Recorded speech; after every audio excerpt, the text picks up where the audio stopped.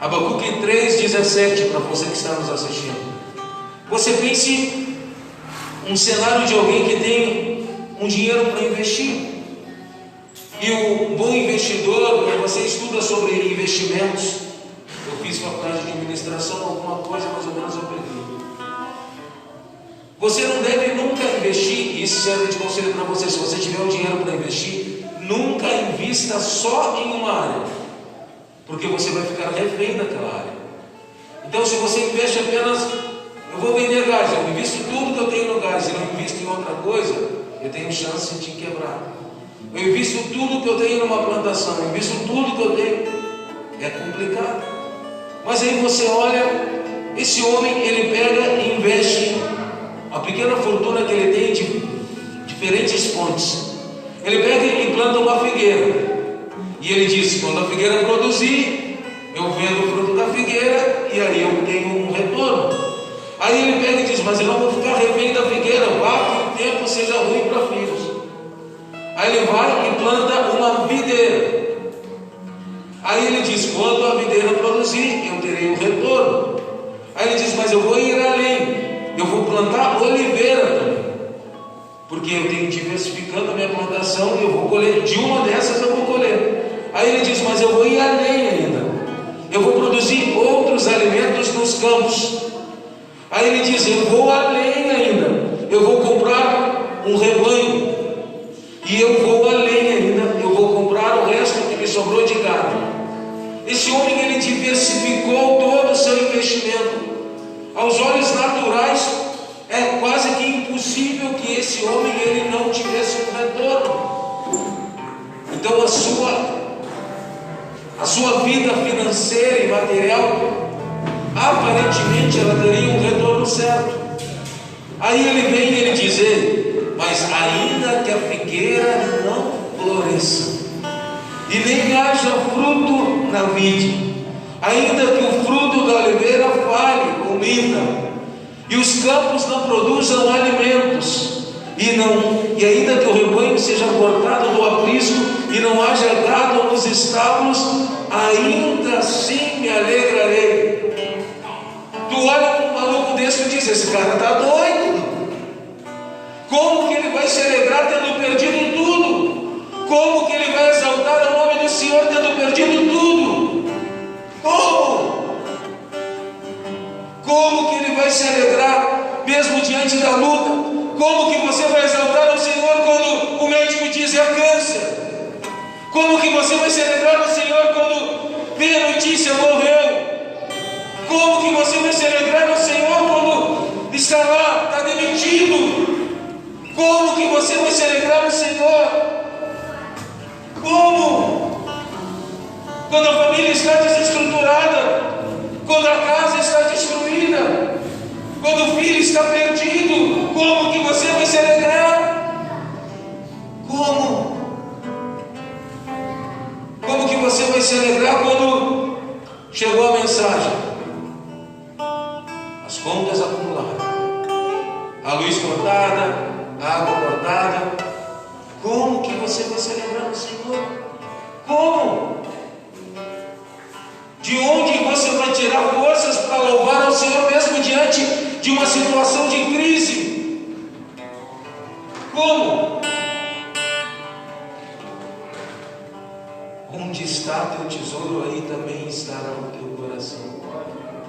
Quando o teu coração está nele, você compreende o que é a alegria da salvação. Davi fala: torna-me a dar a alegria da salvação. Sabe por quê? Quando você compreende o que ele fez por você, a obra de amor, rendição, você não tem mais motivos para ficar triste.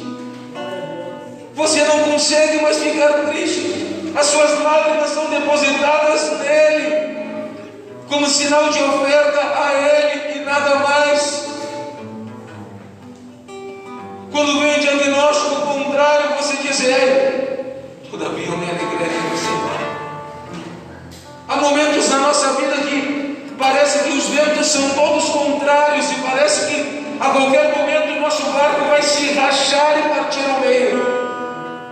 Parece que nós encalhamos num ponto onde a maré uma sopra para um lado e outra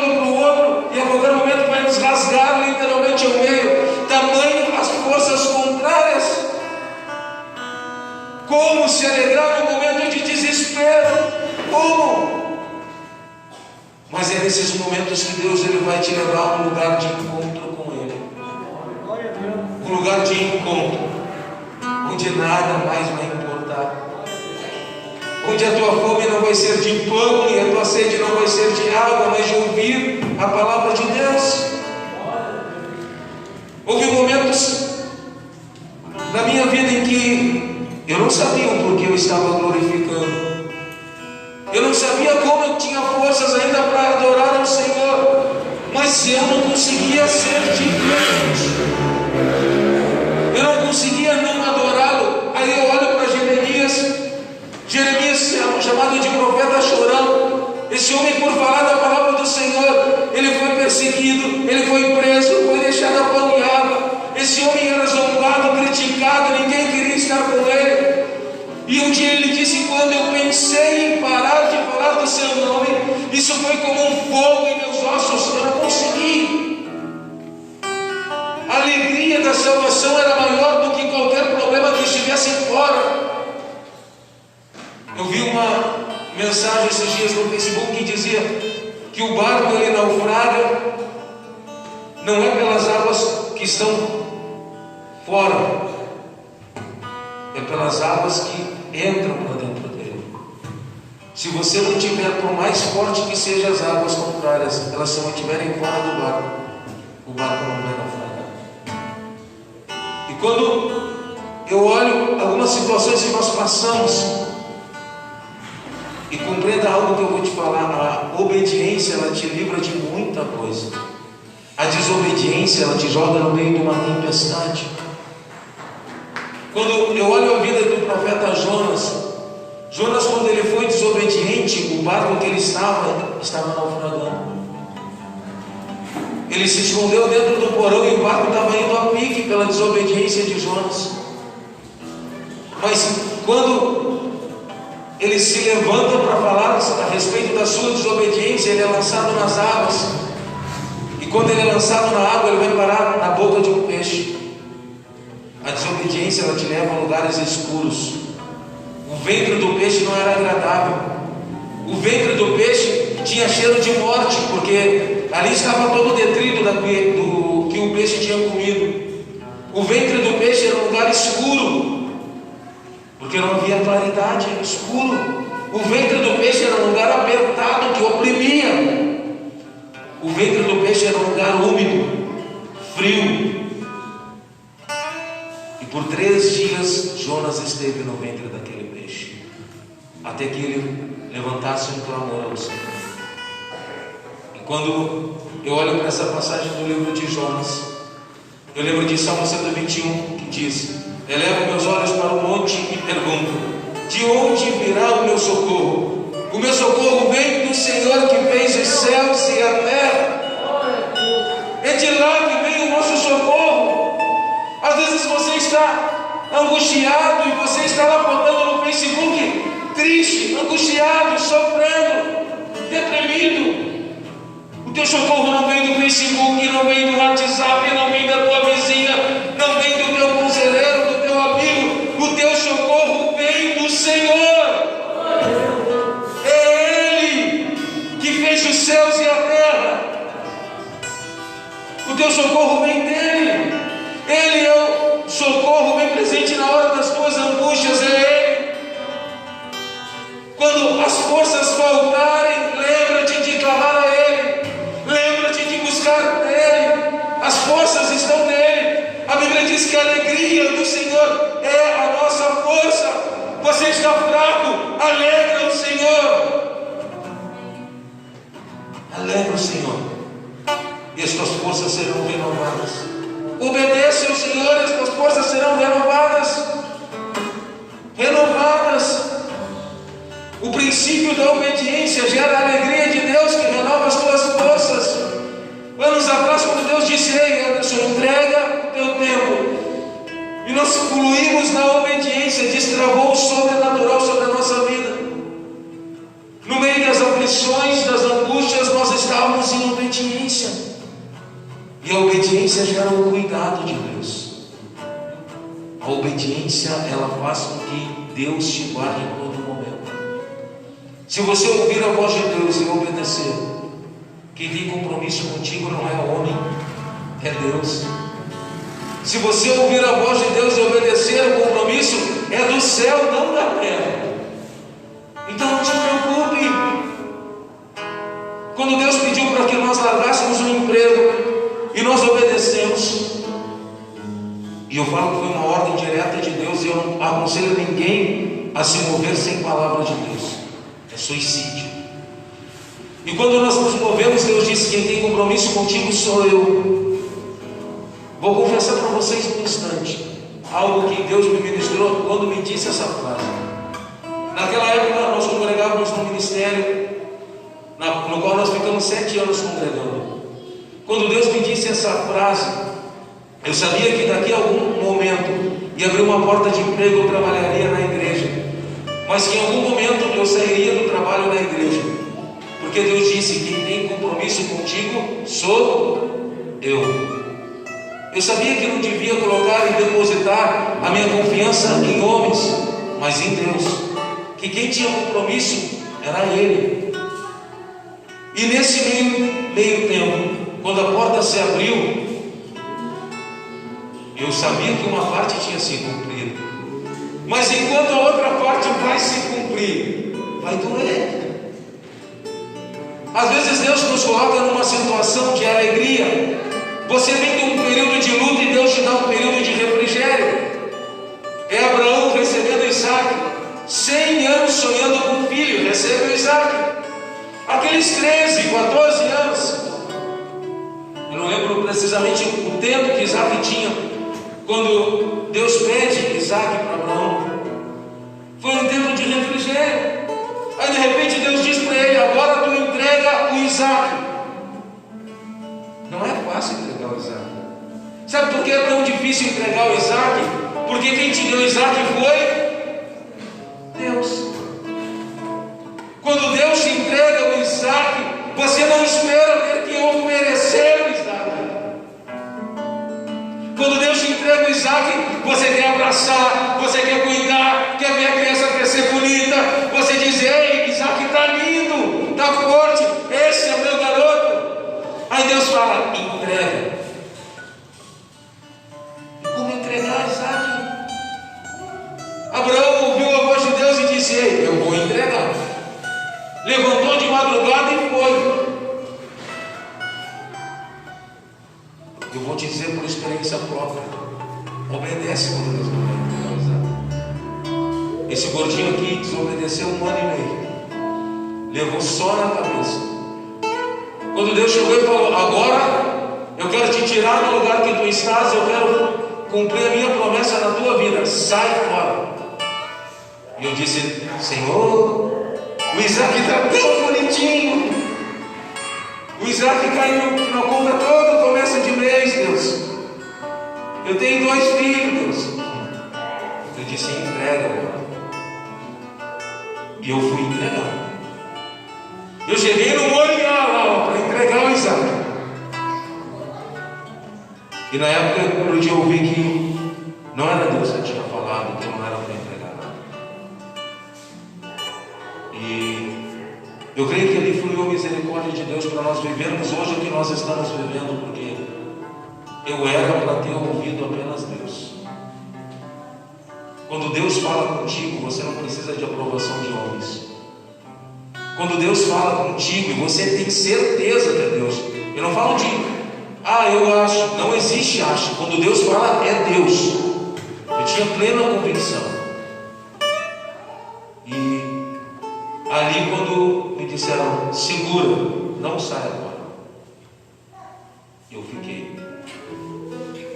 E por 1 ano e meio nós vivemos uma tempestade sem controle na nossa vida. E é essa tempestade que eu quero falar um pouco para que você entenda a palavra de hoje. Por isso que eu te contei um pouco da história, senão você vai entender. Ali nós saímos do emprego que tinha na igreja, e nesse período a minha sogra estava com câncer, estava terminal.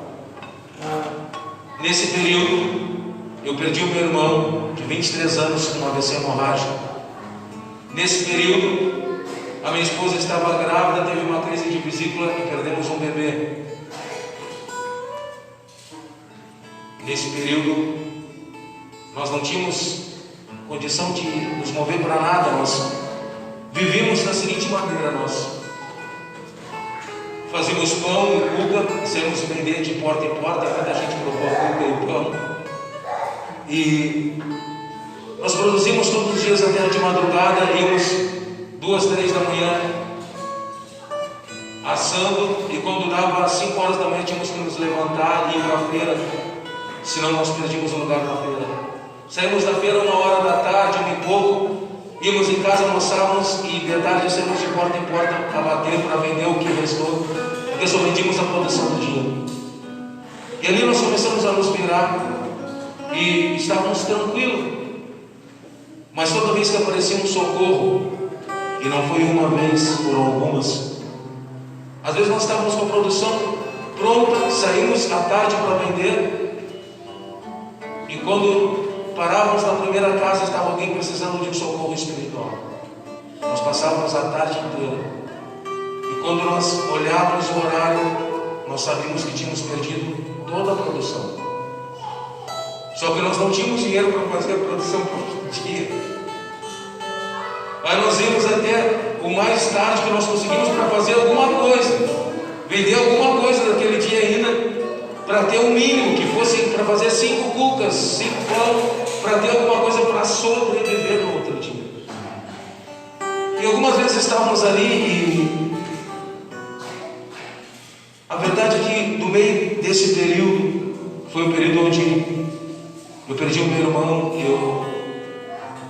Na noite em que meu irmão caiu na UTI, eu estava fazendo um socorro na cidade de Águeda de madrugada. Nós tínhamos atendido um rapaz que tinha entregado a vida em todas as terreiras da cidade naquela noite, e tinha sido uma batalha. Ele manifestava vários tipos de demônios e Deus nos deu a vitória e nos alegramos com aquilo. Saí dali e fui fazer um socorro na cidade de Águeda. Quando estou terminando o socorro, toco meu telefone e diz: Anderson, meu irmão entrou na UTI agora. Eu disse: mas como ele estava bem? Não sabia nem que tinha ido ao médico. Não, ele teve algo, uma dor de cabeça e foi para a UTI. E aí, um desses dias que eu estou indo visitá-lo, eu paro o carro aqui na van. E quando eu paro o carro na Aquidauã, eu sempre, não é natural alguém parar o carro na Aquidauã para ir visitar alguém na Santa Casa, mas eu vi um lugar ali na Aquidauã, vou parar aqui, não sei porquê, parei, desci do carro, fui fazer a visita. Quando eu saí daquela visita, os médicos já tinham declarado a morte cerebral do meu irmão, e eu vim meio cabisbaixo pro carro, eu e minha esposa. E quando estamos entrando na calçada daqui da Aquidauã, com aquela rua lateral da Santa Casa, um homem passa por mim, e eu nunca mais vi aquele homem na minha vida. Ele passa e grita: homem de Deus! E aí eu parei, a minha esposa disse: tu conhece ele? Eu disse: eu não sei nem quem é que gritou. E aquele homem vem até mim, ele estava de óculos, ele levanta os óculos e ele começa a dizer: ei, eu quero te dizer uma coisa, Deus manda te dizer, não para, não desiste, Ele é contigo, Ele vai cumprir cada uma das promessas, não desiste, não para. Eu lembro na época que o carro estava totalmente destruído, o capô era destruído, por causa, depois disso daí não veio o caso. E ele ainda falou, e Deus ainda vai te falar, vai chegar um tempo que quem vai te dar o carro é Ele. Descansa o teu coração e segue, não para. Naquele dia ali eu sabia no meu coração que meu irmão já era, tinha partido, mas que eu não podia parar. Então, 2 dias depois eu fiz, para mim, o ato fúnebre mais difícil da minha vida, que foi fazer o ato fúnebre do meu próprio irmão. E quando eu estava ali, meu pai falou para mim: filho, eu quero que tu faça o ato fúnebre do teu irmão. E eu dizia: mas eu não tenho força nem para falar como que eu vou fazer o ato fúnebre dele. E ali, quando eu comecei a falar, eu senti um abraço tão forte do Espírito Santo. Eu senti um cobertor me envolver tão forte, e eu sabia que eu não estava mais sozinho. E à medida que eu fui falando, que Ele foi pondo palavras na minha boca e foram sendo ministradas, eu via as pessoas tocadas muito forte. E quando eu saí dali, terminei e saí, um senhor que estava na rua veio e me abraçou e disse: filho, eu nunca vi palavras tão lindas como essa. E eu orei com aquele senhor para que ele entregasse a vida dele para Jesus. Saí dali. Foi um domingo à tarde, 7 horas da noite. Sabe onde que eu estava? Dentro da casa de Deus. 11 horas da noite, sabe onde eu estava? Fazendo um socorro. Aí tem pessoas que diziam: mas está louco? Como que ele vai vir para agora? Acabou de fazer um ato fúnebre do irmão e vai estar dentro da casa de Deus agora, vai estar orando pelas pessoas agora. E sabe o que eu tive no meu coração? Eu amava o meu irmão. E você não sabe como o inimigo tentou por diversas vezes atacar por causa da vida dele, na questão de não poder estar do lado dele quando ele entrou na UTI. Mas por mais que eu amasse meu irmão, eu amava Deus acima de todas as coisas. Quando um tempo depois a minha esposa estava grávida ali de 2 meses, ela teve uma crise de vesícula e foi parar no hospital. E na época eu trabalhava na igreja. E não entenda nada que eu falar aqui como crítica, porque isso me serviu de escola para fazer diferente. Eu lembro que a noite que a minha esposa foi para o hospital com dores, eu tive que sair do culto às pressas para levar ela, que ela estava numa crise muito forte. E quando eu cheguei no hospital, o meu líder me ligou e começou a me mijar, dizendo: tu era para ter voltado, não era para te ter saído. E ali eu fiquei com ela até amanhã, e pela manhã eu tive que voltar para cumprir minhas tarefas. E quando eu voltei pela manhã, deu uma meia hora que eu tinha chegado, ela me liga por telefone e diz: Anderson, eu perdi o bebê.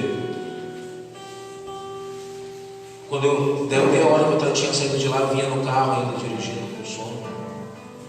E ali na esquina da Avenida Pelotas, uma argentina, naquela sinaleira ali, ela me ligou, eu atendi, e ela falou: eu perdi o bebê. E eu lembro que naquele dia, eu dentro daquele carro, eu chorava. Eu dizia: Deus, eu não entendo por que eu estou passando por isso, mas uma coisa eu te digo: eu vou seguir te adorando, eu vou te louvar até o fim, eu não abro mão da adoração. E eu saí, cheguei em casa, e quando eu cheguei em casa, eu digo que tem dia que está com roupa de crente, está de terno, gravata. E naquele dia eu estava com moletom, estava barbudo, tinha passado a noite no hospital. E eu cheguei na rua da minha casa e nunca mais eu vi ali aquele pessoal. E quando eu parei o carro ali, eu vi um pessoal vindo evangelizando, 2 irmãos. E eu disse: glória a Deus, tem evangelizando aqui. Aí eu vou dar até conversar com eles, agradecer pelo trabalho de evangelismo aqui, coisa e tal.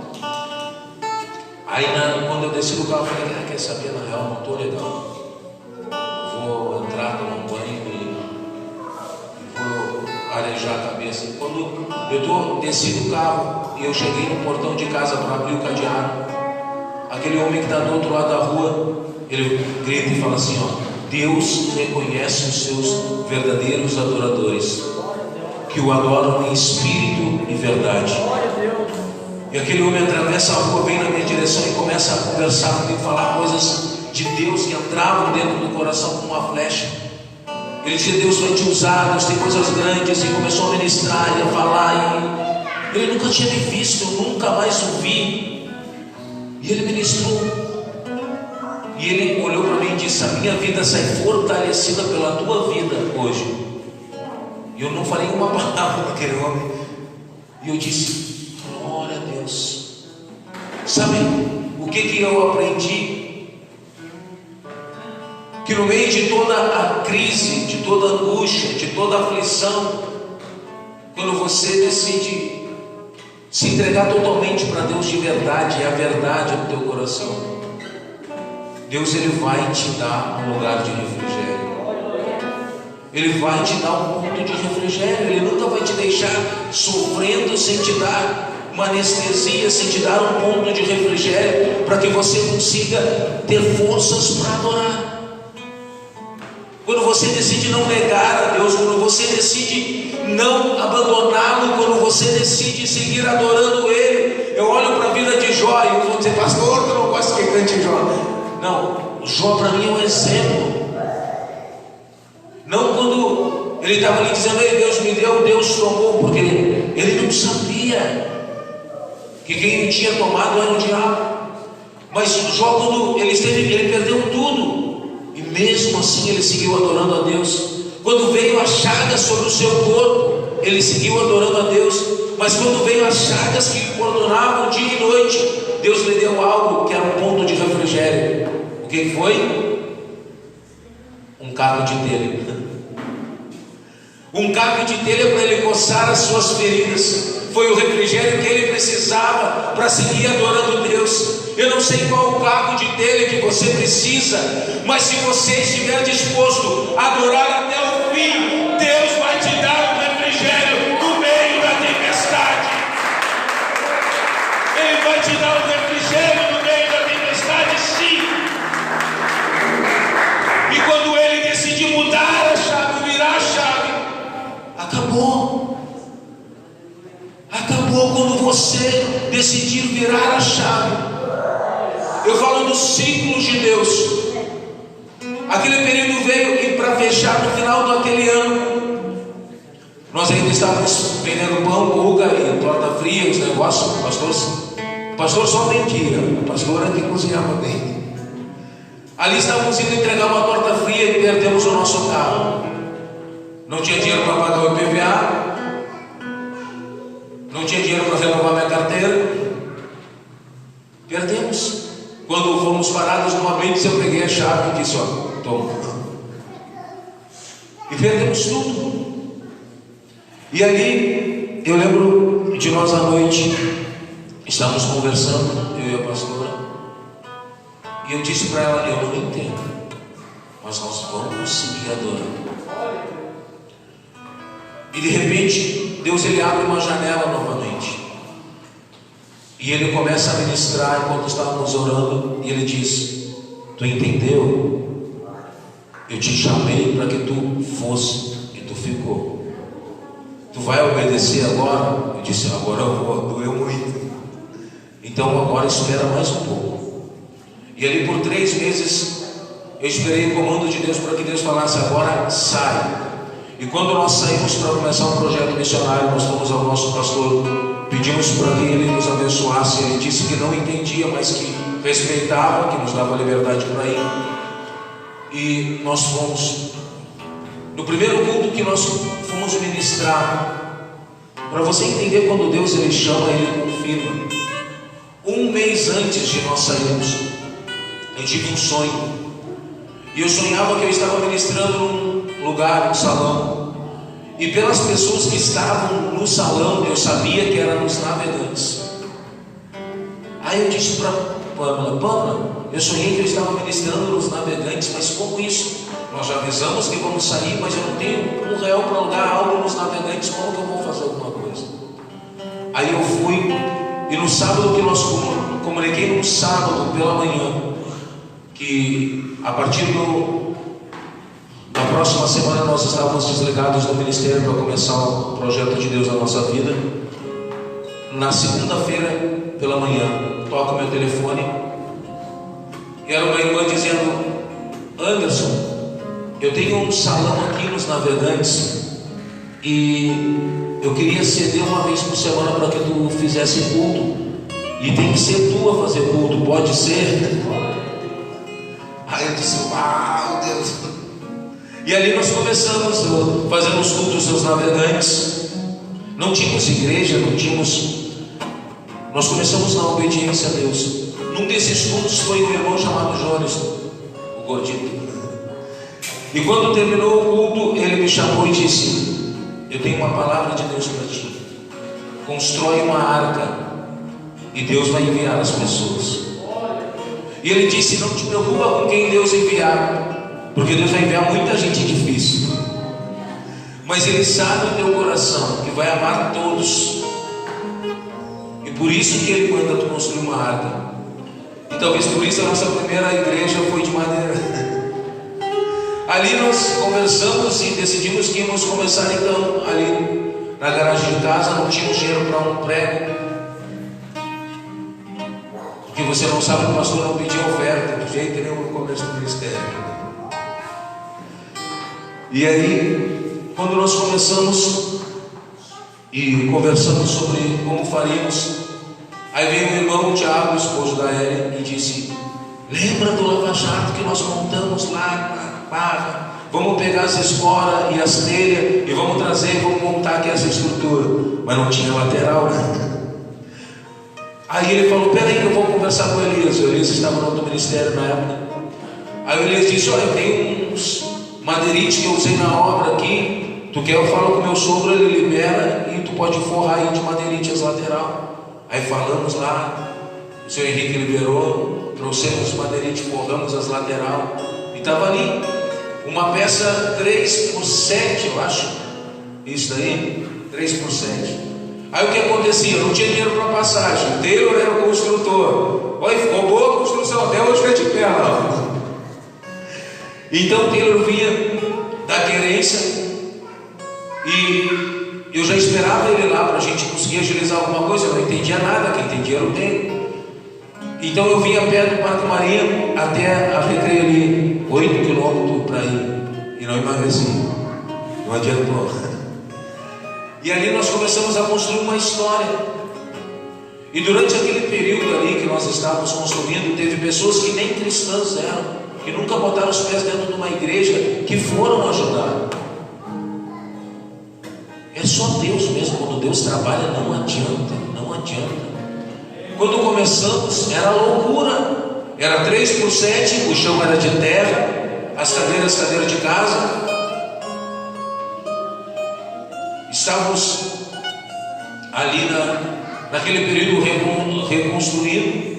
Então era grade, entrava vento, chuva, nós botávamos um madeirite amarrado com cordinha de elástico para acalmar um pouco o vento. E ali nós começamos, e de repente, quando estava ali a família da Leandra, estava ali o irmão Paulinho, estava ali o Thiago, a Érica, o Dani. De repente chegou a Ana Paula já no culto com a sua família e disse: ó, Deus mandou ficar aqui. Eu disse: quê? Mas é loucura. Ela disse: não, Deus falou que é aqui. Aí chegou o jeito e disse: ó, pastor, Deus mandou eu vir aqui e dizimar aqui. Eu disse: mas nem tem igreja direito. Não, Deus me disse que o meu ministério é aqui. E aí eu comecei a dizer: Deus, não faz sentido tanta igreja pronta. E Deus começou a dizer: eu chamei vocês para ir nos lugares onde ninguém quer ir. Eu chamei vocês para ir às cavernas do mundo, atrás daqueles que ninguém valoriza, todo mundo passa de largo, finge que não é com eles. É esses que eu vou trazer, é esses que eu quero que tu vá atrás. E aí Deus começou a movimentar. Deus começa a movimentar, começa a trazer à tona as suas promessas. Eu lembro que um dia eu estou no monte orando, e aí Deus começa a falar: cara, tu acredita que tu vai chegar na promessa que eu te dei, mas tu não acredita no processo. Tu olha para o processo e diz que é impossível. Aí ele diz: ei, mas não é para te preocupar com o processo, porque quem faz sou eu. E nesse instante eu olhei para o céu e vi uma estrela cadente, e a imagem que me veio era alguém apresentando um contrato e assinando na parte de baixo da folha, e era o dedo de Deus assinando, dizendo: é eu quem tenho o compromisso. E ali Deus começa a movimentar. Ali nós fomos a primeira vez ao Ministério Engel. Fomos com o ministério, tinha umas 12, 13 pessoas. Nós fomos em 9 já para o Ministério Engel. Chegamos lá, o Paulo Débora tinha feito um almoço para ajudar a gente a dar uma melhorada na estrutura lá. Eles estavam no outro ministério, falaram: Deus mandou abençoar, e vamos fazer um almoço para ajudar vocês. Aí o pastor foi com o dinheiro do almoço do casado.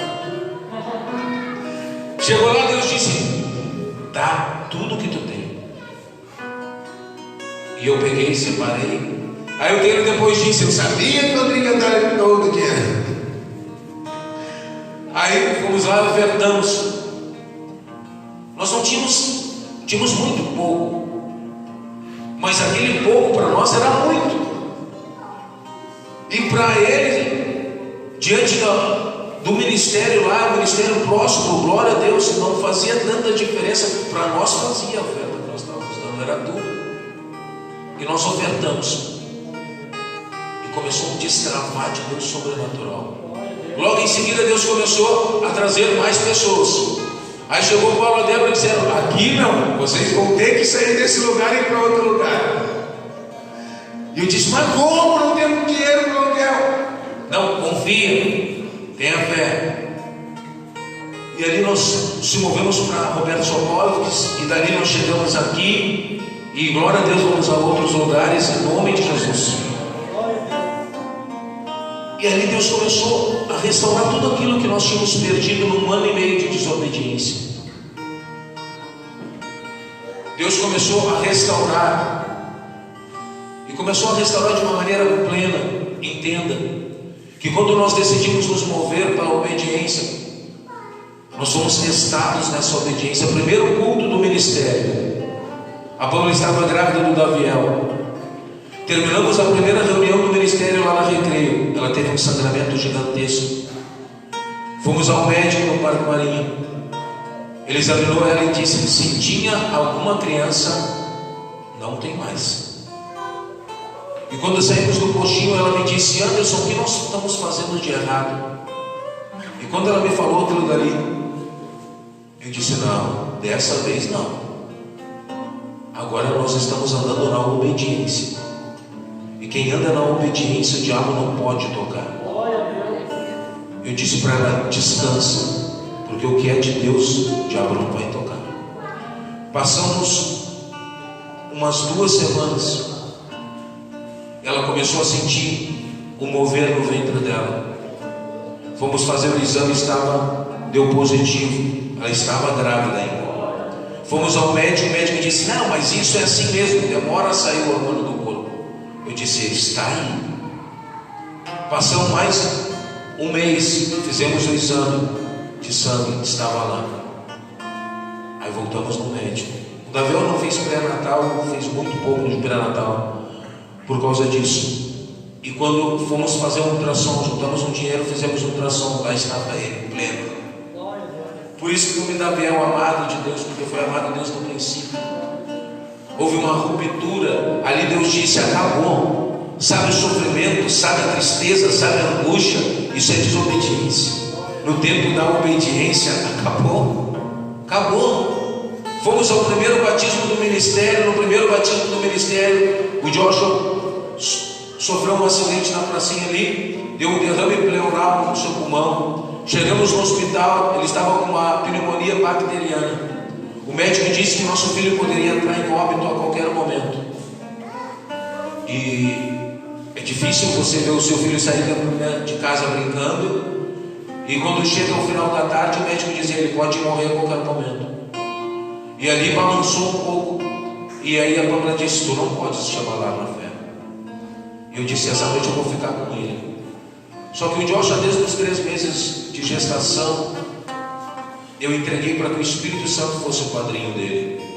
E naquela noite eu disse no hospital: Espírito Santo, tu és o padrinho dele, eu te entreguei ele. Ele está nas tuas mãos, eu confio em ti. E Deus reverteu o quadro de uma maneira tão sobrenatural, que aquele que era para passar 2 meses só de UTI, ficou 15 dias no hospital. E deu alta, foi embora. Na UTI ele ficou, eu creio que foi 5 dias, eu acho. E 15 dias no total no hospital, foi embora. E aí Deus me ministrava que na obediência não há mais motivo para desespero.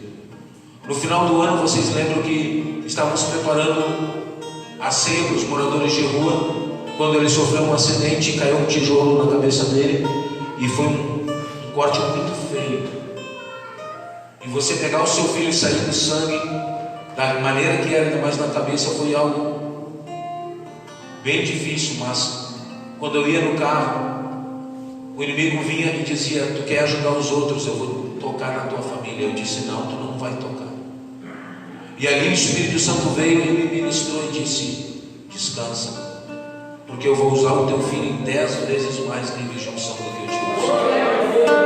E ali eu descansei meu coração, e no final daquela noite ele estava com nós, com o curativo na cabeça, mas estava entregando a ceia para os moradores de rua, e o nome de Jesus foi glorificado. Sabe por que essa noite eu quero te falar um pouco dessa história do que nós passamos?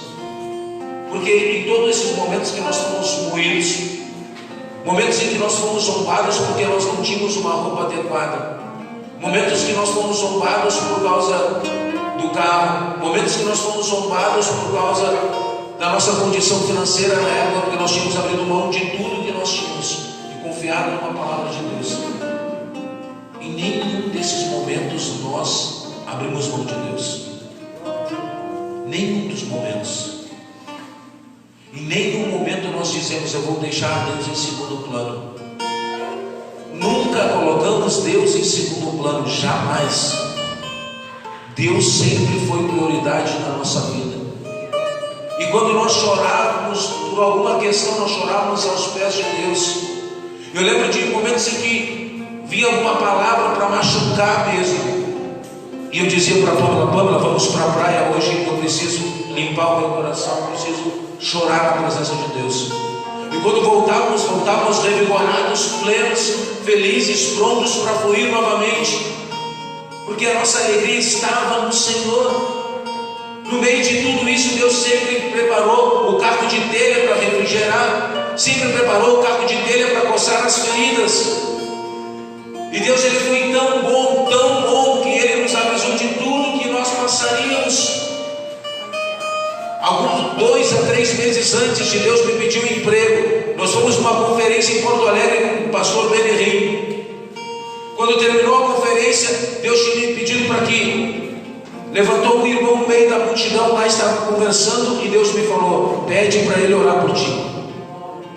Só que ele estava na área VIP, nós era povão, não estava. Eu disse: Deus, se tu quer que ele ore por mim, traz ele para cá. O homem levantou e veio, ficou do lado. Eu disse: ainda está longe, coloca do lado, eu peço. Naquela conferência nós fomos ministrados pelo Benerim e a Pâmela, e foi tremendo. Que nível de unção, nunca desfrutei de um nível de unção tão alto através de uma ministração. Mas no final da conferência estávamos nos despedindo do pessoal da equipe, e lá estava aquele irmão. Eu disse: ah, Deus. Aí eu disse: ó, vou pedir. Chamei ele e disse: irmão, Deus me pediu para que tu orasse por mim. Ele disse: mas tu acabou de ser ministrado pelo Benerim. Eu disse: cara, mas Deus me falou que é para te orar por nós. E eu pedi para que ele orasse por avivamento pelo Rio Grande. Compreenda. Sabe por que eu sei que Deus vai nos usar para algo grande nessa cidade?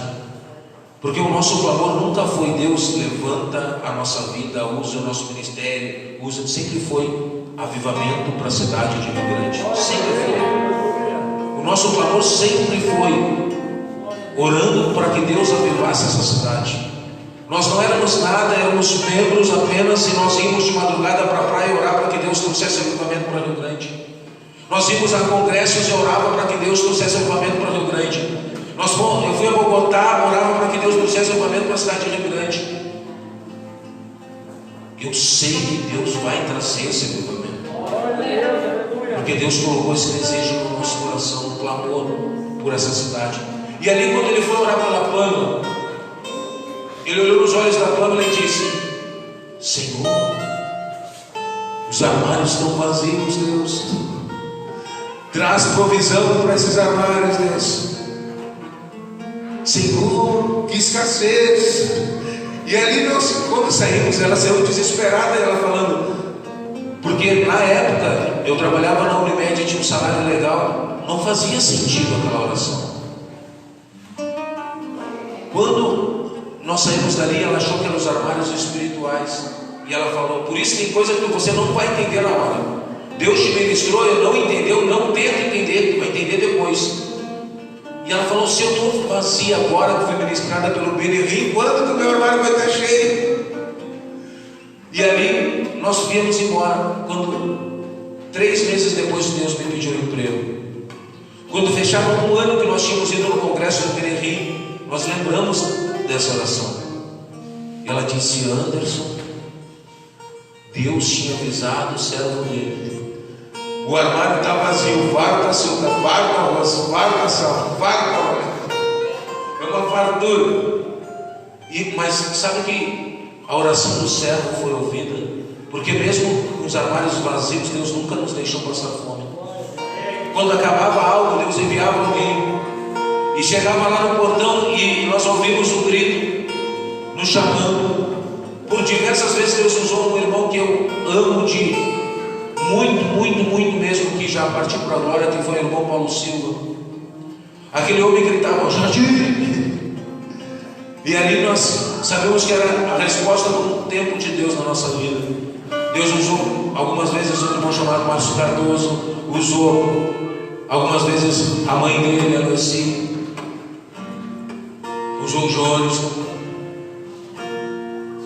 E nós nunca tínhamos falado para ninguém que nós passávamos. Nós entregávamos para Deus e Deus cuidava. Sempre Deus trazia a memória de alguém. E ali nós aprendemos a viver o que era viver pela fé e ser cuidado por Deus, e a glorificar Deus em todos os momentos. E ali nós começamos a compreender que Deus tinha preparado algo sobre a nossa vida, ainda que nós não entendêssemos. Até que chegou o dia da salada de fruta, que eu dizia: Deus, eu creio, mas eu gostaria que a minha esposa visse realmente que há um propósito na nossa vida. Porque quando eu saí do emprego, ela disse: ó, eu não entendo, mas eu te apoio, eu sou tua esposa, eu vou te apoiar. E um dia nós estamos no centro, ela grávida do Josh, e nós não tínhamos dinheiro para nada, nem para a gasolina do carro, para ela ir fazer o parto, se desse as dores.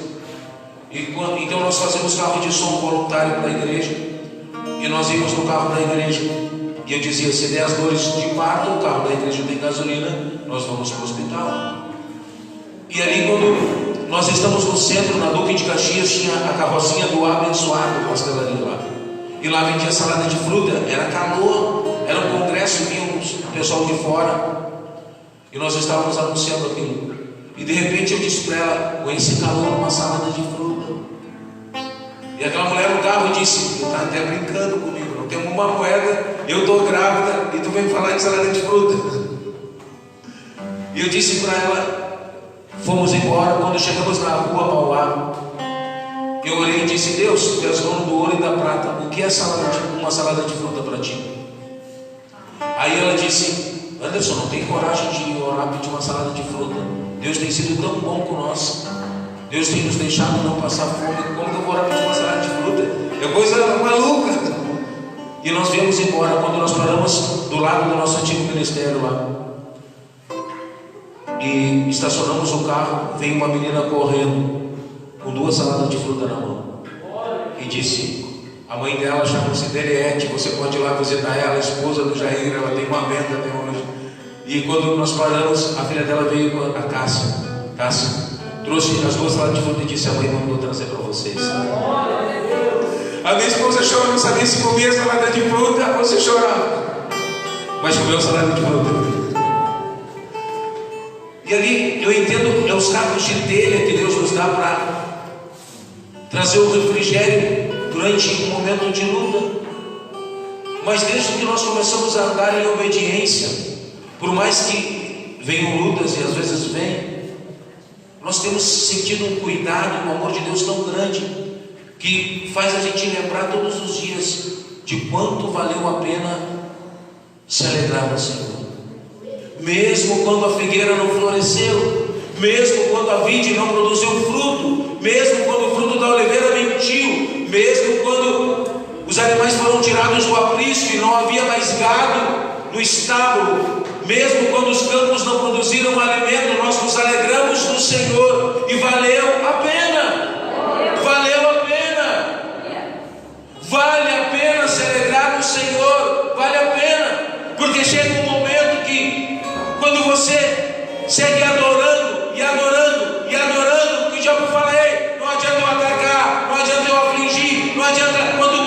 ataca, mais ele busca, mais ele adora. E aí você começa a andar em cima do sobrenatural. Aí você já não está mais angustiado porque a videira não está produzindo e a oliveira não está fazendo o que era para fazer, nem a figueira. Aí você já está embriagado pelo Espírito Santo, adorando, exaltando a Ele em todo momento. E sabe qual tem sido o capítulo da nossa vida nos últimos dias? Salmo 126. Quando nós olhamos para tudo que Deus tem feito conosco, diz assim: quando o Senhor trouxe do cativeiro os que voltaram a Sião, estávamos como aqueles que sonham. Nós estamos como aqueles que sonham diante dos sonhos de Deus na nossa vida. Então a nossa boca se encheu de riso, e a nossa língua de cântico. Então disseram entre os pagãos: o Senhor fez grandes coisas por eles. Sabe, aquelas pessoas olhavam e diziam: estão loucos, abriram mão de um bom emprego, abriram mão de uma boa estrutura, estão querendo viver pela fé, eles vão se perder, eles vão cair. Hoje elas olham e dizem: ei, o Senhor tem feito grandes coisas por eles. Ei, a nossa boca se encheu de riso e a nossa boca se encheu de cânticos. O Senhor fez grandes coisas por nós, pelas quais estamos alegres. Quando você vê esse gordinho pular no altar, sorrir no altar, está cantando, não é porque eu estou perdido do que está acontecendo à nossa volta, no tempo de pandemia, de aflição, de angústia, de pessoas com medos, não. É porque eu vejo que Deus já fez grandes coisas por nós. Por isso eu estou alegre. Eu sei de onde Ele me tirou, eu sei o que Ele fez por mim.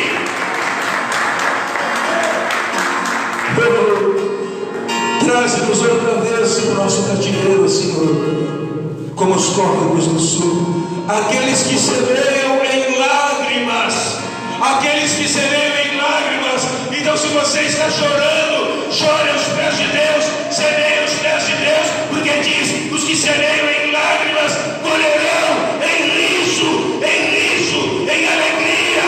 Essa é a tua colheita. Se você chora diante dele, você colherá alegria. Aquele que vai adiante e chora, carregando sementes preciosas, voltará sem dúvida com alegria, trazendo os seus molhos consigo. A tua colheita é de alegria, a tua colheita é de felicidade, a tua colheita é de riso. Não importa o que você está semeando agora, se as lágrimas têm doído no teu coração, se você semear aos pés da cruz, se você semear a verdade, se você se render totalmente a Ele, de verdade. Não é você entregar uma parte do seu coração a Jesus, é entregar toda a sua alma a Cristo, é entregar de verdade. É você não dizer: ei, se acontecer isso eu vou parar, se acontecer aquilo eu vou desviar, se acontecer isso outro eu vou desanimar. Não, o seu evangelho não pode ser de cristal, ele tem que resistir às lutas, porque se você semear com lágrimas de fidelidade, colherá a colheita de alegria e riso. Te coloque em pé nessa noite.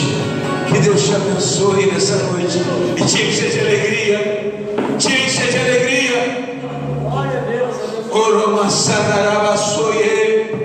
Mesmo que a figueira não floresça, ou não haja fruto na vide, mesmo que o fruto da oliveira minta, todavia me alegrarei no Senhor. Ainda que a figueira não floresça e não haja fruto na vide, fruto da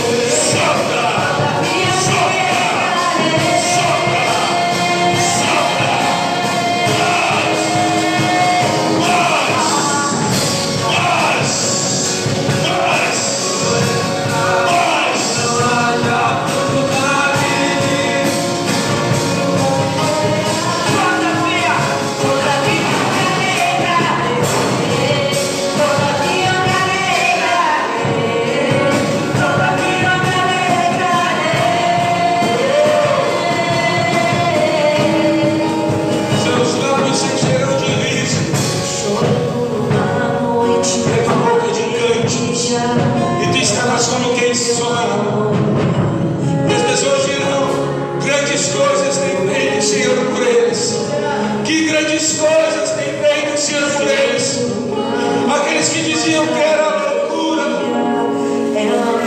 aqueles que não entendiam o propósito de Deus na tua vida dirão: ei, grandes coisas tem feito o Senhor por eles, grandes coisas.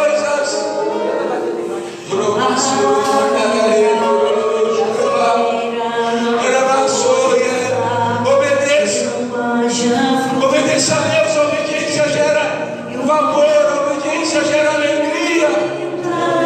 A obediência não requer sacrifícios. Obedeça a Deus e desfrute da sua alegria. Obedeça a Deus e desfrute do seu amor e do seu favor. Ouça a voz dele, obedeça. Receba alegria nessa noite. Receba alegria nessa noite. Receba alegria nessa noite. Receba alegria nessa noite. Receba alegria nessa noite. Receba alegria nessa noite. Só tu sabes o que Deus tem falado contigo. Só tu sabes o que Deus tem falado contigo. Nessa noite Ele me trouxe aqui para te dizer: ei, atende, vou te chamar. Atende o que eu tenho te falado. Obedeça. Obedeça.